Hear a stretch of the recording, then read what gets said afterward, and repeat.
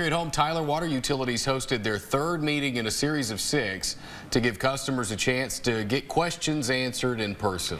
KLTV's Lauren Tier reports the city is now working to help people understand where exactly their money is going.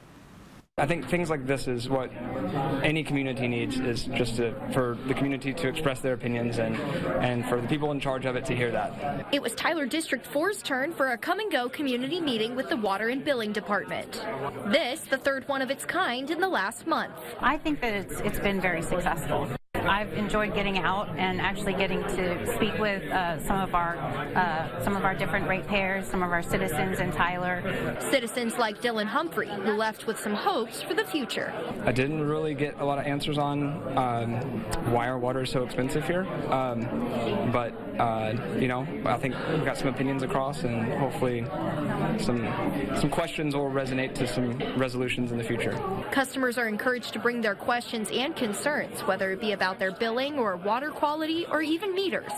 Customer James Bailey came to get some information for himself and his neighbors. He says they walked away with a better understanding of the city's water infrastructure. Well, we didn't know anything about the meter system, but we understand it now. We got the meter system and when we may be getting our new meter. We also got some information how we can go online and find more information. After visiting each station, this is how he felt. Oh, much better. I'm glad I come, even though it's cold. Lauren Tier, KLTV 7 News.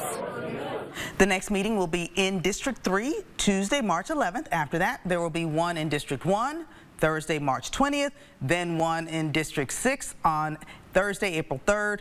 All of the meetings start at 5:30.